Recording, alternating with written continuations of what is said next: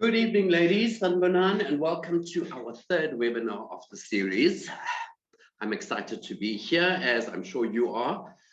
Tonight, as you know, we are focusing on business management. Now, for those of you that are just joining us for the first time, a special welcome and thank you for being part of this webinar. My name is Uzain Khan, and I will be your host. And now, ladies, before we proceed any further, I'd like to call upon Utoli Tibane to lead us in prayer. Toli, if you can lead us in prayer, please. Okay, thank you, Zain. Father, in the name of Jesus, we come before you. We thank you for all the good things that we have done. We thank you for protecting us through situations. We thank you for bringing us together as a group of women who just don't want to sit, but who also want to participate. Women who lead their own families, who lead their own businesses. Excellent women in their own right. We thank you all for that. We thank you, God. We thank you, Lord. And even now, we are not gathered here because we're too clever or we think we are too special, but we are special to you. Hence, we call upon you now to be with us as we gather. Lead us and let us be vulnerable to all the teachings that we are going to get today. May we gain stuff and knowledge that we are going to take forth into our future, into our own spaces. Bless us now as we start the session, and also bless our coordinators and all the people who have made this possible. And also bless all the Indlovukazi ladies in all that they do. Be the center and be the guide and protect us all in our endeavors. In the name of Jesus, amen. Amen. Thank you very much, Toli. So, ladies, as mentioned, today we are focusing on business management. And the areas of focus will include developing a business module, value proposition, customer segmentation, revenue streams, and business savings. And to help us better understand all of what I've just mentioned, we have a guest facilitator, namely Portia Mhlongo, who will share with us valuable information on each one of these topics. So Portia is the founder and director of Nyaka Empowerment Solutions. She's also a facilitator, and I've worked with her on previous programs. And I know that she comes with a wealth of knowledge. She's also a business development coach and mentor. And so, Portia, welcome, and thank you very much for being part of this. I know that you have so much knowledge and information that you're going to share with us tonight.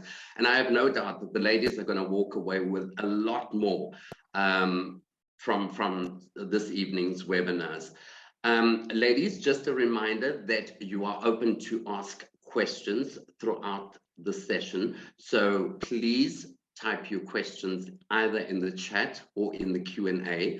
And during this process, I will take questions in somewhere during the middle of the webinar, and then we will take a few more towards the end. However, as I said, please feel free to submit your questions via Q&A and or chat. And so without further ado, I'm going to now hand you over to Portia. Portia, again, welcome and thank you very much. I'm so excited that you are here, and I'm always happy to be working with you. I know that you come with a wealth of knowledge and information that you're going to share with all of us this evening. So yes, thank you very much. And I will stop sharing and you can now go ahead and share. All right, thank you so much, Zain. And I just want to welcome the ladies and good evening, Indlovukazi, KwaZulu. I'm really honored to facilitate this session and hope we'll have great fun and learning. And my name is Portia Mhlongo, as Zain said.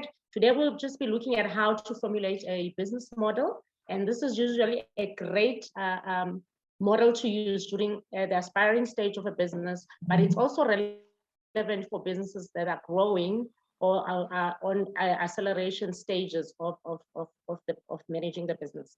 Everyone here is an entrepreneur and or aspiring entrepreneur, and I know all of you know what entrepreneurship is, and it is always great to remind ourselves as we are entrepreneurs why we do what we do. So just for the sake of a quality lesson, sometimes, you know, the bandwidth gives us a problem.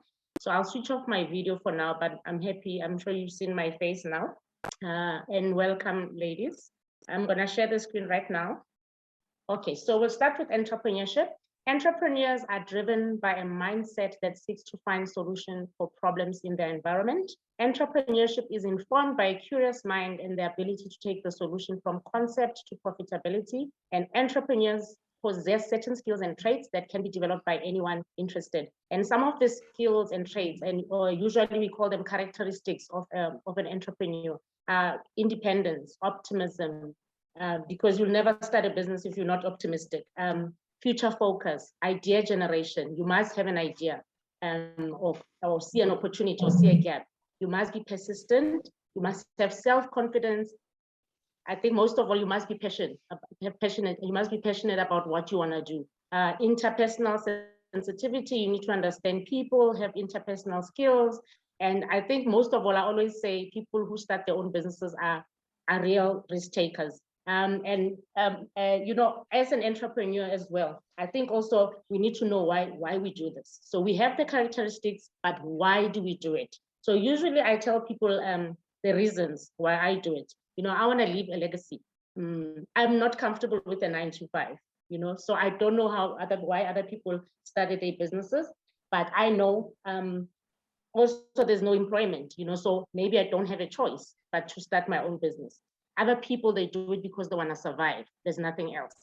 And then also, you know, when you run your own business, it's so nice. You know, you work at your own pace. You can be innovative however you like.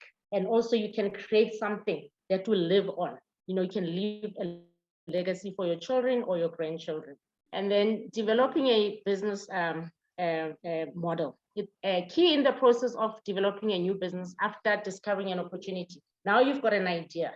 So now you have to develop a business model and it will show you how to manage your business. So we usually consider aspects of a BMC. A BMC is a business model canvas. It's usually a tool that is used to actually develop your business. It was developed by Alexander Osterwalder and Yves Pinner to assist entrepreneurs develop their business ideas by considering the most important parts to make up that business.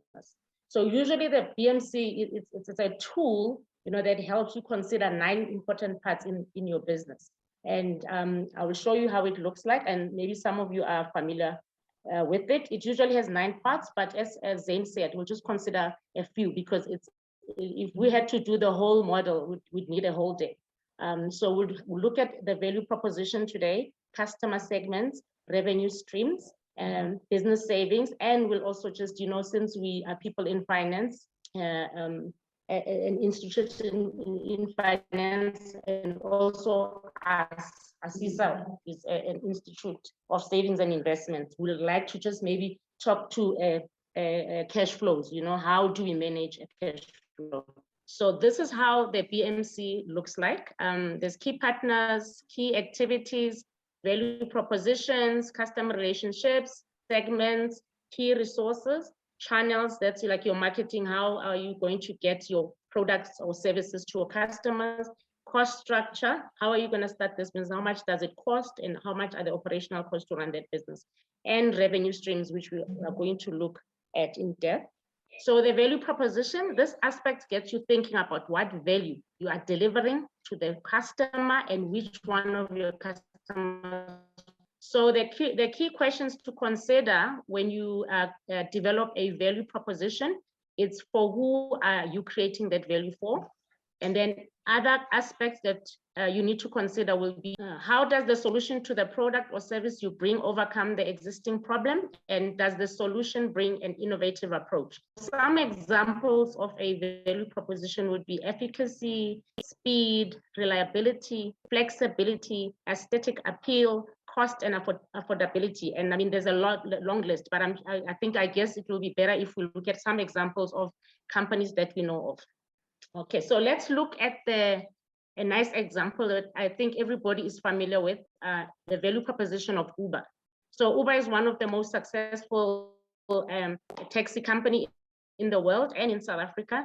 And I know I'm one of the customers.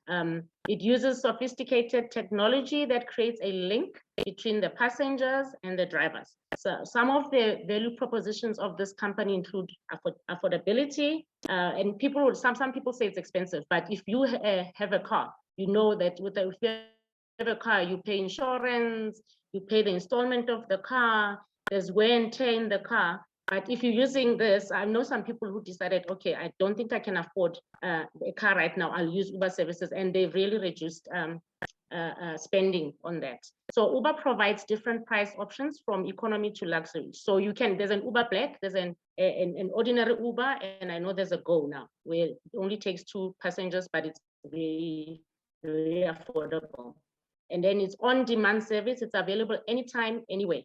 Not now already because of the lockdown. I know that they need to be not on the road by 11 or something. And then hassle-free and convenience. Technology enables the driver to know where exactly you're going and with seamless payment. And then they're asking here, what are the other value proposition you notice with Uber? For me, I know my estimated time of arrival where I'm going, and the driver can also see that.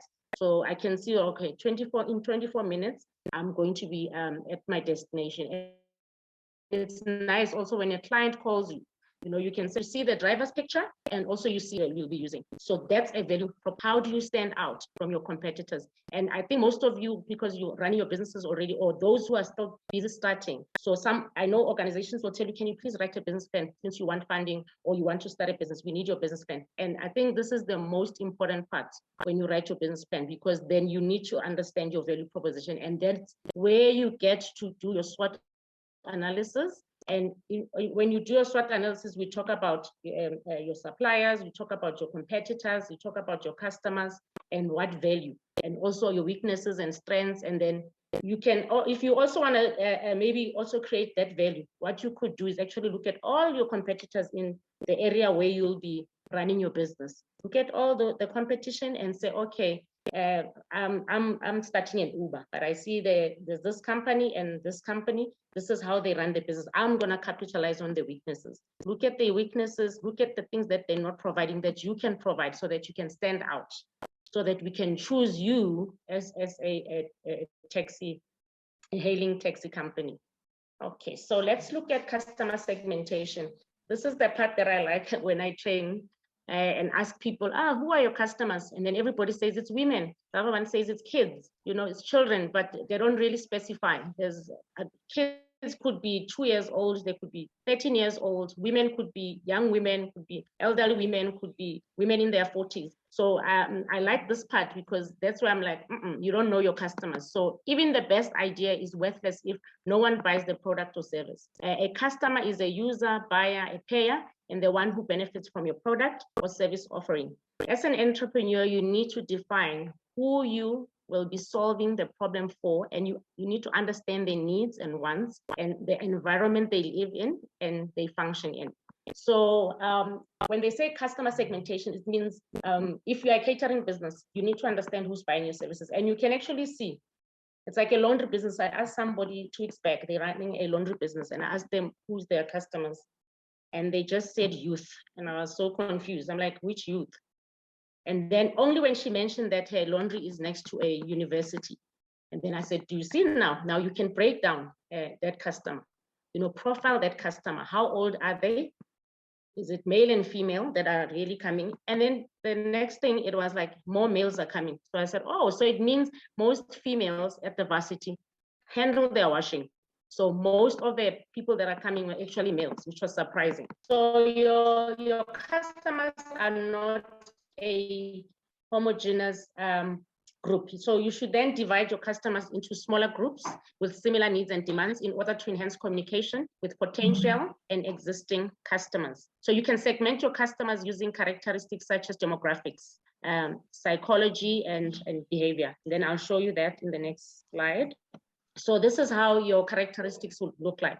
So demographics would be your gender, like I made that example with the laundry. the age, the ethnicity, the religion, the location, education. So this depends on the business, obviously, that you are running. Also the attitudes of the people, what do they believe in, their values, and family stage. We know that if it was a McDonald's, I know when I had younger kids, I think my life was it's either at McDonald's or Spur, and I would have a loyalty card, so that I can get discounts and stuff. But now my kids are all grown.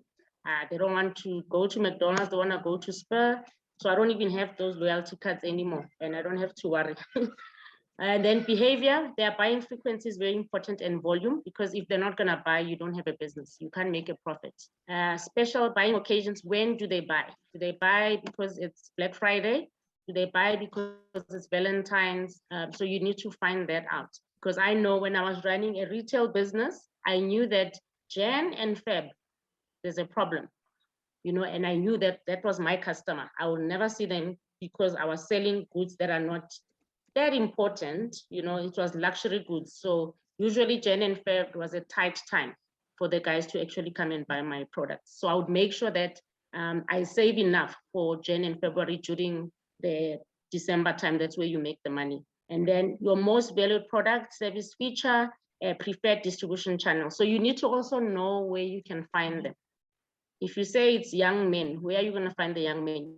If it's kids, where are you going to find the children? Paying person there is the parents. So you need to go find where the parents are. Parents who can afford to pay for that service. Nice example, like I was saying, McDonald's. This is a nice example for a customer segmentation. McDonald's is one of the biggest food outlets in the world, serving a lot of customers. And I know South Africa there's a lot of McDonald's here too. And it's the all-time favorite for a lot of children and families. They are able to successfully serve all their customers because they have segmented the customers into groups with different needs, and they address those needs with specific product examples. So with kids, we know there's that Happy Meal. I know the first time I bought a Happy Meal, it was like 16 rands. I was still staying in KZN. I remember my children, I used to spend 16. I know now it's very expensive. It's about 60 rands, I think, a Happy Meal. And then there's families who are served by family meals. We know now you can get a whole combo, for your whole family. And then there's working adults served with grab and go meals. So I know when we're in meetings and stuff, you're hungry and you can't sit down, you just go then order a meal for an adult, takeaway. And then I know now there's also breakfast. They also serve for the breakfast. I'm just coming there when they say, what other segments do you see? Also have a vegetarian person in the house. Now I know that if I will order at a McDonald's, I still have access to that vegetarian meal. There's a menu now for people who don't eat meat. You can get a salad. You don't want a salad, you can get a veggie burger. So can you see that there's a segmentation there, and they made sure that they understand, because I'm sure people came and said, I'm not eating meat, but I want a burger. But if you don't eat meat, then you can get that vegetarian burger. So it's a very nice variety, of products that they have. Yeah. So before I just maybe close on this one, I'm just going to say that it's important, guys, to understand your customers. So before you start your business, you need to define who your customer is. It's nice to go out there. If maybe you need to know if those people need that service. So usually surveys are a nice way to find out. You can create a nice survey with the relevant questions and go out and ask people if they need that service. If you're starting a laundry business, are people going to buy your laundry services? Are they going to bring their washing there? Can they afford? And how much can they afford? Also, you need to know how much those people earn. Obviously, no one is going to tell you, I'm earning 3,000 rands a month or 5,000 rands, but it's easy to tell. You can even see with the housing structure, you can find out if there's a lot of teachers and a lot of police, that, okay, the salary range is where. So you don't have to personally ask them straight, but you can just assess that by yourself. And then that's when you can start saying, okay, my client will be a policeman, a teacher, a person who works at the office, at the municipality, and this is the average amount of salary that I think they can earn, and I think I can charge this much. Because also when you understand your customers, it's easy for you to know that they can afford it, and I'm going to price So that influences your pricing. It influences the location of where you're going to run the business, because if there's no one there's no paying customer, you can move that service somewhere else. You don't have to do it Guamash. You can do it at maybe a New Lens, and because maybe people at New Lens will afford. Okay, all right, revenue streams. Sorry guys, this is about the income or the revenue that the business makes. So we know that everybody, I'm cooking, I'm delivering, so we get paid for the cooking and maybe the serving. And for example, you may generate revenue through selling sales, rental, or leasing, advertising, subscription fees, usage fees, and so on. So revenue is the income that the company or business generates. And this can be called gross sales or top line, because it's all before taxes and expenses are counted. A revenue stream is a source of revenue for a company or organization. Essentially, it's how you're going to make money from your business. And there are 7 types of revenue streams through which a business can get revenue, like selling assets, fees or usage, subscription fees that we pay for our Netflix, and then renting, leasing, lending, licensing to third parties. Sometimes also with franchising, you can do that, franchise your business, brokerage fees, advertising fees.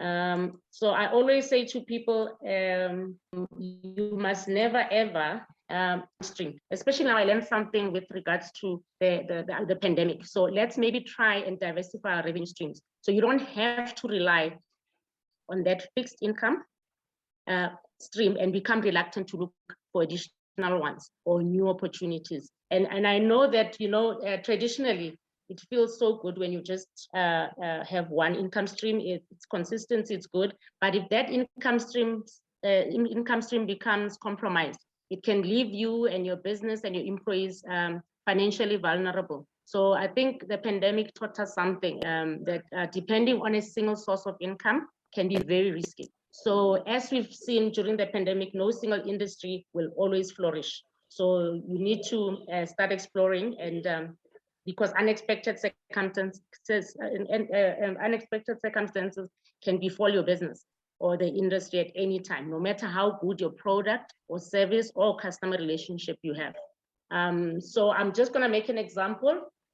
Yeah, so Beggars Plumbing is one of 1978, multiple sources of revenue. So when these guys started, the only thing that they were doing was your general plumbing services, you know, fixing your leaks, fixing your bathroom mechanisms, your toilet mechanisms, you know, things that, you know, those clogged drains and what.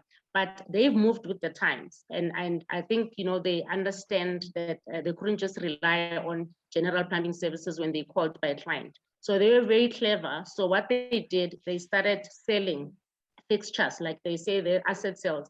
Their core business is do plumbing services, but they also have a store where they sell plumbing fixtures like taps, pipes, and if you check their website now, they've got even new technology, you know, because now they see that, okay, there's a problem with electricity, there's problems with water pressure in our country right now, and now they've got services and products for that caters for those issues that we have.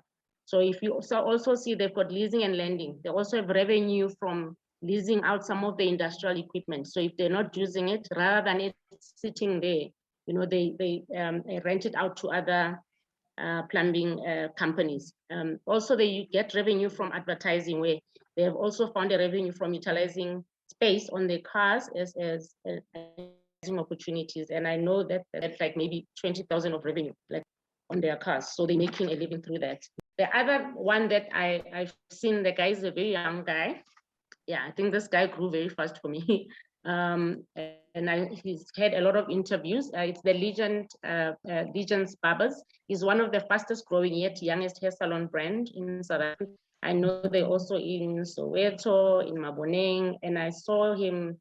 I don't know if he's already having a location internationally. The team at Legends have been able to maximize their revenue streams, asset sales, service, and products. So Legends' core business is to offer hair grooming services for men. But in addition, they sell hair products, including shampoos, beard oils to their customers. And then leasing and lending.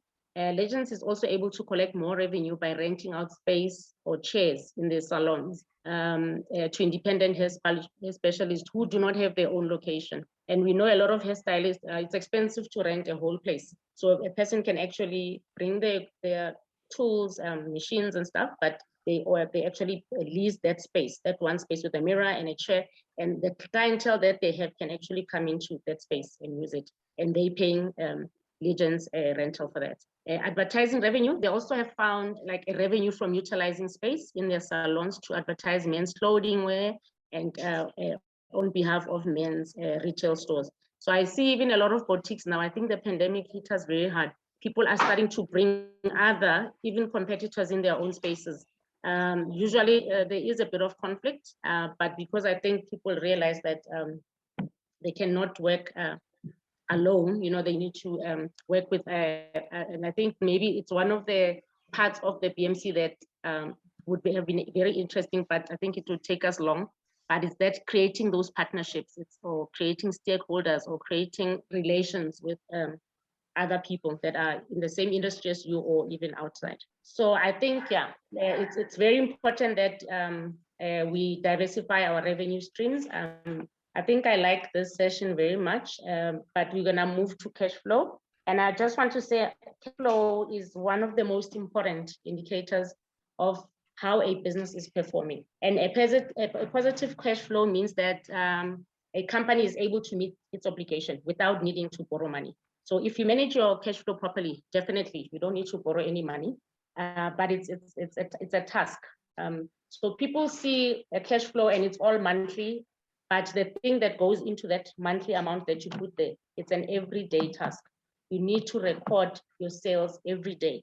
Money coming in today, money coming out today, every little cent, so that you can actually account for it at the end of the month, if you do your books end of the month. But it's a task, an everyday task. And if you're not at your business, somebody must be responsible for that. So cash flow is the physical movement of money into or out of the bank account or cash register. So I always say it's money coming in, money coming out. Like that's the easiest way to explain and understand if you're not an accountant. Because when you explain to people in accounting terms, and just people get very stressed because accounting is scary.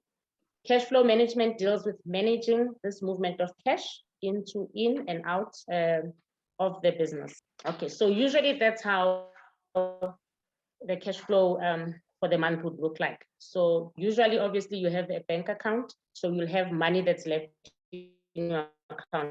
So that will be your opening balance there, and then they cash into your business. So you can see that this person had of 50,000. They had a bank loan that month. Month of November, they had 250. Cash sales, remember, it's not only cash, that's cash, solid cash. It could be EFT payments too. That's why you need to, even point of sale. Like if you swipe a card, if you are using point of sale, somebody who swipes, it goes into that, it will go into a pastel system, whatever. But you can see that, okay, for the card machines, this is how much I got sales for 6,000 Rand on my card sales. My cash was 4,000. So it means for the day I made 10,000. So even those EFT payments are your cash sales or your debtors payment. So you need to count it in. That's why I'm saying it's a task. You have to do it every day. And you must look at, if you are somebody who's in retail and people are swiping, people are paying you via EFT, you must take that into consideration. So you'll put all the money that you're receiving from your EFTs, from your swipes, machine swipes, from your cash, from somebody who had credit before and came back and pay you that your debtors, you'll put that money together and then it will give you a total of your inflow.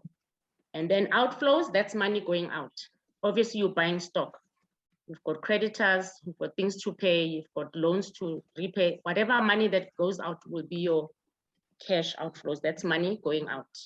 But the most important thing, why we do this, why you do this is because you want to know if your business is doing well. Is it healthy? If you've got symptoms, you go to the doctor to go and check. But if you're not paying attention or you don't care, you might wake up and it's too late. So this is what we do so that you can see that if you track your expenses every day and you track the money coming in, it's easy for you to see if you're making money or not. So you can change your strategy also. So, okay, I think maybe I'm not making enough money, or my pricing is wrong. So there's usually a lot of problems that are associated with, especially people who've got more expenses, more money going out than more money coming in. So you must have more money coming in. That's like healthy. We know that, okay, my cash balance is healthy, or my business is healthy because I've got less expenses. And there's a way to manage that. If you see that you're not making a profit every time, every month, it seems like your expenses are more, you need to come up with interventions. And the interventions could be change your costing, you're not pricing properly. So people love your products and they buy it. I know someone who sells juices in Cape Town, and she makes them from scratch. And the products go very fast. Like she can produce 50 today, tomorrow it's finished. And I'm saying, okay, people are buying, what is the problem? The problem was the costing. So she's using so much of those raw materials, the ingredients, she uses too much kale, too much spinach. So the juices are obviously potent and healthy and looking good, but she's actually not making a profit because she's even the price. When you look at her price is it's fine. She's competing well, but I think she's using more ingredients than normal. Yeah. So the only thing that she can't change her price, but she can change the amount of ingredients. Reduce the amount of ingredients that she's using to make that juice because she's spending more money on vegetables and fruits. Okay. So the other thing that I wanted to talk to you about, some of the things that really affect your cash flow. There are, especially in retail, there are a lot of people who allow like sales on credit. If you're giving people products on credit, your cash flow is usually affected, especially if they're going to pay you after 30 days, because by that time you need to go start buying for the next month or buying your next stock. So another thing that negatively affects cash flow is having too many sales on credit. And this may not be a big issue for strong and established businesses because they've got a lot of reserves or a lot of enough money, like working capital, to run their operations. But for us, small and medium-sized companies, we need to be paid in cash, really, or EFT or whatever. But those customers might take a product and exchange with money. So when a company performs its services on credit, it gives clients a 1 or 2 months window to make the payment, and that will definitely impact your cash flow negatively. So I think also people will vouch for me, those who are running businesses who are operating right now.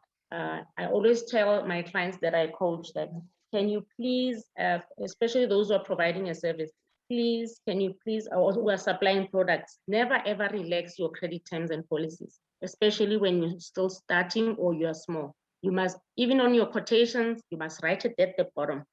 After invoice, I want to be paid in 7 days because I'm a small business. If you don't pay me in 7 days or 14 days, I'm going to have a problem. So some of you can actually do that so that when your clients receive your quote, they can see that that's the terms and conditions. They need to pay you by then. Because otherwise you need that money back so that you can invest it back into your business to go buy more stock and pay for your indirect and direct costs, because you have to still pay rents and all that. This one is a 6 months cash flow example. And I always tell people this is so important. So some of the businesses usually want to apply for finance.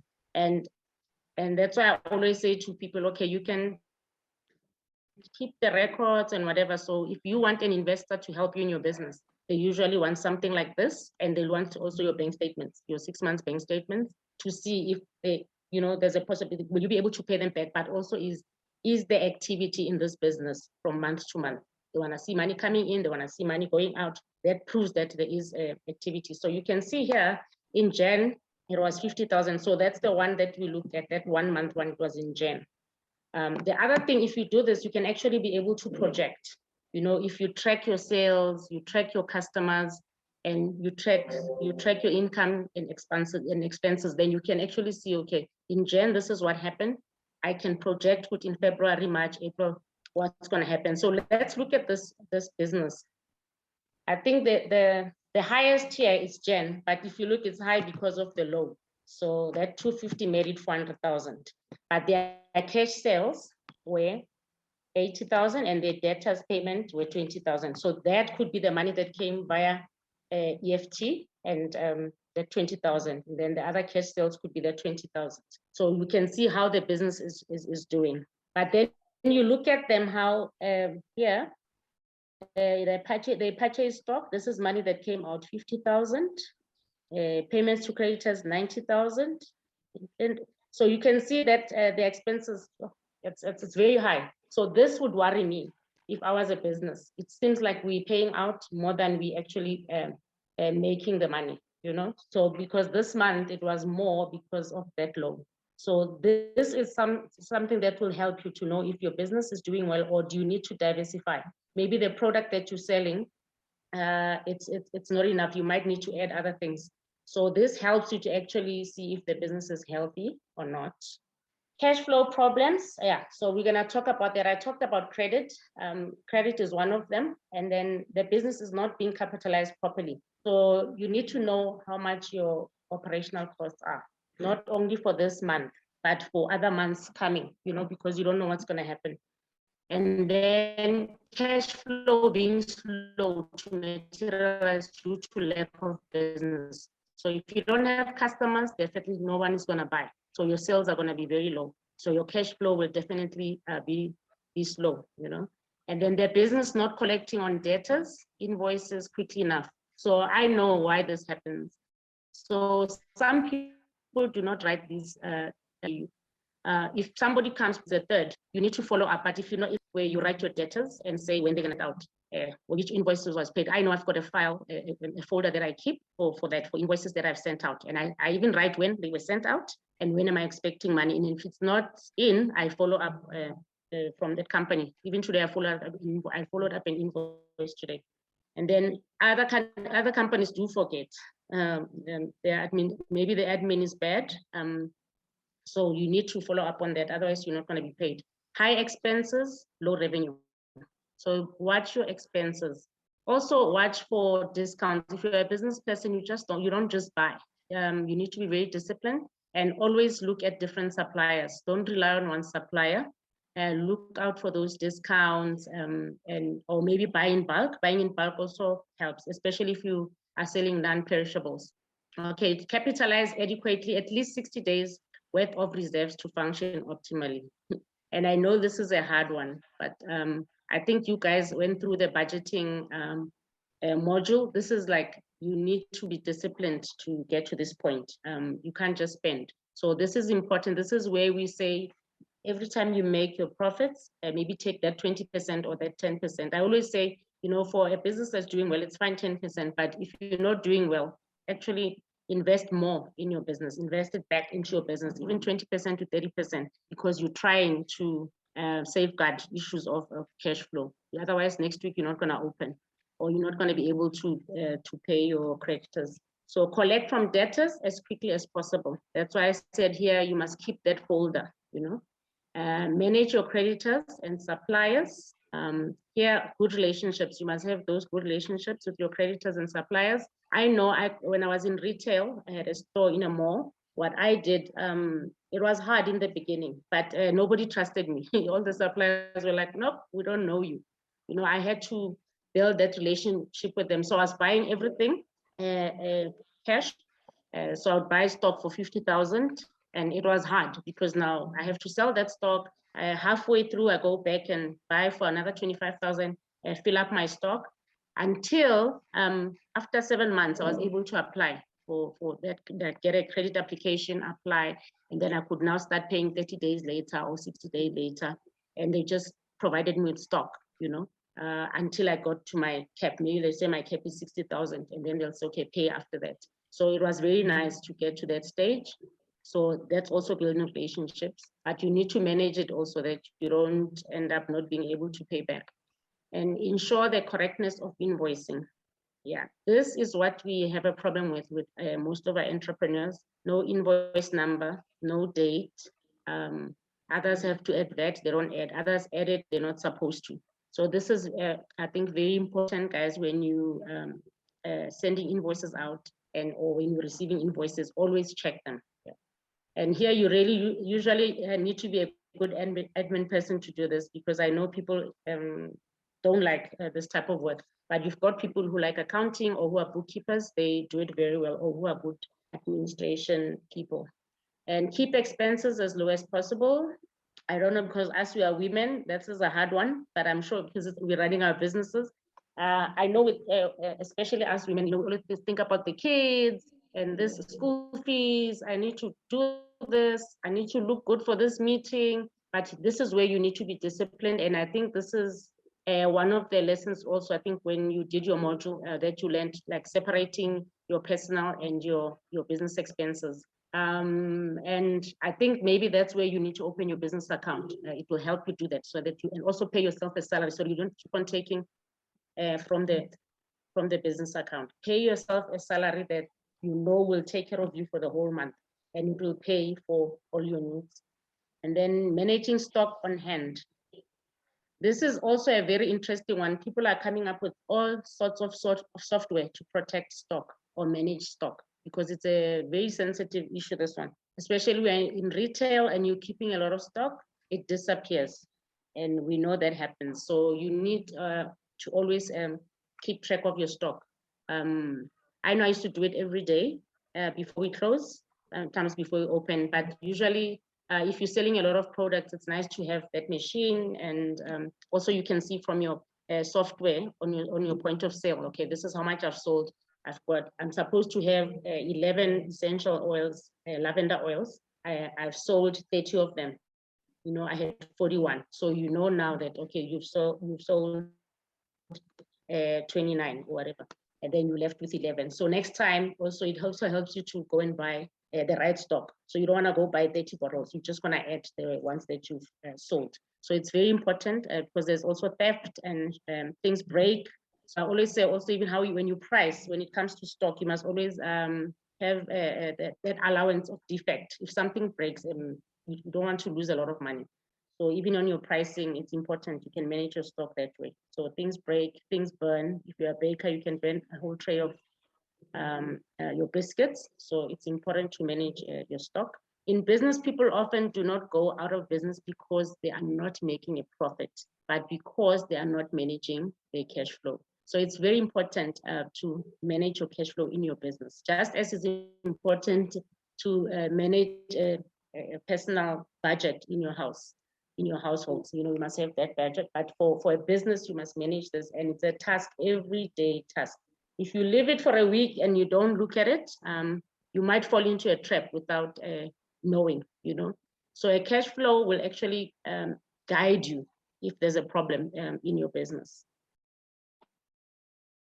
So here they say you solve your cash flow problems. And I think I touched on that the only way to solve your problem is if you keep track and you understand what's happening in your business, money in, money out. So your business must be all bones and muscles with no fat. Do not buy anything unless you absolutely need it. Keep tight control on expenses and avoid fixed running costs. If your expenses must be fixed, keep them short term. Majority of your expenses must be variable and linked to business performance. So here what they mean, I like this part. So if they're buying a lot of socks, go buy more socks. Don't go buy socks and shoes when the shoes are not moving. You know, so so that's why they say you're variable. You know, the majority of expenses must be variable and linked to business performance. So that's what they mean, because variable costs they change. They're not constant. They're not your fixed costs like your rent. If you're paying rent, they don't care if you made money or not. Example of fixed running costs would be your rental. I know my AfriHost, if it's you need your domain, I have to pay for my AfriHost, my Wi-Fi, my rental, because those things are not changing, they're staying the same. All right. And then your variable could be your stock. Okay. So usually it's direct and indirect costs. And so you usually have your fixed and variable costs. And then if you put that together, you get your total cost or running cost or operational costs for your business. And I think the most important fixed is your rental, but I wanted to explain something. I never want to explain to people fixed and variable. I would like to say there's direct costs. So now those direct costs are the costs that are involved in actually providing a service or actually selling a product. So if you are baking, we know that the baker is very important. If she's not there, there are no biscuits, or there's no bread, or there's no cakes. So here, that labor cost is very important, and of that person, that particular person will be baking. The ingredients are the direct costs also. The direct costs are your flour, your sugar, your pan, that stove. Those will be your direct costs. So it's important to have money for those, because then you don't have a product, or you can't provide your service because your stylist is not there. There's no electricity, so you can't wash. There's no water. So those are the direct costs that are involved in running a business. Yeah. And then it says if the revenue is down, so too must be your expenses. So everything must be equal. If there's no money coming in, also expenses must be low. You can't keep on buying. What are you buying? Because your revenue, there's nothing coming in. So it means your stock is not moving, or nobody's coming to your salon. So why are you buying more product? So you can't buy more product when you are not using the other products that you have in the shop. So that's what they mean. So you must just lower your expenses there. Okay, Portia, Bridget Duze would like to know from you, or she'd like you to please give some examples on fixed running costs. Yeah. So your fixed running costs, maybe Bridget, if you can tell me the type of business that you're running, then maybe the example, because I think these things differ from business to business. Maybe Bridget can tell me what business she runs. Yes, we run a liquor outlet, like a Cubana sort of, something like that. So I think for you, and how many employees do you have that are permanent? We have about 6 employees which are permanent. Yeah. You know why so I'm asking that this one? Yeah. It's because you said avoid fixed running costs. So I'm trying to think, so does it mean ownership, therefore to avoid rental, you know, that kind of thing? Because when you say in that bullet, avoid fixed running costs. You must minimize them. You can't run away from them because they're important. So I'm saying, even if you had to buy, Bridget, that place, the Cubana, the land is yours, everything, unless you buy it all cash, then it's something else. But if you're still gonna pay a bond on it or an installment, that will be a fixed cost now. So your rental, I can see your 6 permanent staff will be your fixed cost. Your rental will be your fixed cost. If there's Wi-Fi that you have to pay every month, or a software, I know if you're paying, I know that is a Pastel or something that you guys are using, that point of sale. If it's, you can pay it for a year, maybe annually. If it's 6,000 and you just pay it annually, then you're done. Then it's not a fixed cost, it's monthly fixed cost. You know, so other things you can just pay in advance for the whole year, like your computer software, you can buy that for the whole year, then you're done. So you can reduce your fixed cost. But I'm thinking your 6 permanent staff definitely is your thing, your rental. Maybe that permanent, the salaries also of that permanent staff, including yourself, could be a fixed cost. And your rental, your electricity bill, I know maybe it will fluctuate. So it changes, but your fixed costs would be your permanent staff and your rental. Okay, business savings. I know that saving is never easy for all of us. So they say many small business owners work essentially hand to mouth. However, a change in mindset to include savings as part of a business budget is one way to ensure that you'll be able to control your circumstances. And I think all of us have gotten to that point sometime, that now it's month and you need to pay your employees and you're like thinking, I shouldn't have because you didn't save. And then this happens even in household, especially when we're a business, you don't have a choice, guys, you need to save. Anything can happen, emergencies, something can go wrong, your stove is not working, how are you gonna fix it if you don't have emergency savings for your business? And I think this was from Barbara Weltman, an attorney, author, and public speaker. So a business savings account is an account you can use to save earnings for future business use. This must be an account that allows you easy access to money when you need it. So I think not everybody is usually ready to open a business account. I always tell people, don't hurry. If you're still starting out and you're testing the waters, you can just save everything in your account. But later when you see that this business is, because now there's also charges to this, you need to service that account. And I see a lot of banks now actually you have your business account, and then you've got like a call account or like an investment account, the way you can take maybe a percentage of your profits and you can put it in that account, because then it will earn some interest for you. So having money in your business savings account improves your credit rating. So this is nice. If you have a business account, you opened it in May, June, July, August, September, October, May, June, July, August, September, October, November. So I'm saying if you open maybe in May, by now it's 6 months. So even if you need assistance at the bank, but if you have a business bank account, you know, your banker can see, okay, I can see there's been money coming out, money going out. There's an activity. I think I've explained this before. And I can see this guy is taking 10% or 20% of the profits and they're putting it into that investment account. We can trust these people. So you don't have to deposit large sums of money. You know, so like people are saying it's 10% of profit, but you start off with what's affordable to you. So if you're not making enough profit, obviously you put in 5%. But if you're starting your business and you can see your business is doing well, guys, please, even if it's 20%, 30%, put it back into your business. Nothing is going to happen to that money. So they say depositing small amounts will gradually grow with interest. Don't even look at that money. Just put it away. Or you can actually create like a debit order thing that you don't have to do it. On the 25th, this money just gets out of your account. It goes into that account. Because some of us, our eyes don't want to see the zeros growing.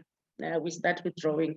The benefits of business saving, prepared for unexpected events. Anything can happen. We saw the pandemic. And I'm just thinking with Bridget now, with Cubana, I mean, the restaurants were closed. You know, you can imagine what happened. So if you if you don't have funds to even pay your employees, so saving is actually very important, because for 3 months, 4 months, we couldn't open our businesses. So what does it say to our employees, ourselves, because we still have families to take care of? And I don't think our landlord said, oh, you can't pay. Some of the landlords wanted their rental or half of their rental. And then save for tax payments. You need to save for this, because you know how much you pay for tax. So every month you must look at what you've made, how much you've made, and say, okay, if it's 7% that you pay, you take that 7%, you put it away every month until you get to pay it. And then you earn interest. Nice, if you save, you'll earn interest. But if you take the money and put it under the mattress, it stays like that. It might get lost. Your house may burn, God forbid. But I'm just saying that at least put it into that investment account so that it can earn you some funds. And then obviously your funds are safe. Your money is protected if you have those savings. Easily accessible when you need it. Yeah, this must be accessible. It mustn't be your 32-day account, because you are running a business, so you might need more stock. Somebody comes, you are selling oil. Somebody had a problem the other day. They'll usually sell 100 oils a month. And then somebody just came and stole. We like your oil. Can you give us 500 of these oils? Now it's a problem. I don't have cash to actually buy so much stock. So you need to make sure that it's accessible, that money you can get into your bank account and get it. Helps improve your credit profile. The fact that you are saving, they can see that you are well mannered and you're taking care of your money. And so they can trust you. You're disciplined, it means you can pay back. If you are able to save that much, it means you can pay back, yeah. Okay, thank you very much, Portia. That was very insightful. So, ladies, before I go any further, Portia, there was a question that came up in the chat, and I'd like to pose that question to you. It was from Lindiwe Dlamini, and Lindiwe would like to know, does BMC replace a summary of a business plan or the business plan? So the BMC doesn't replace the business plan.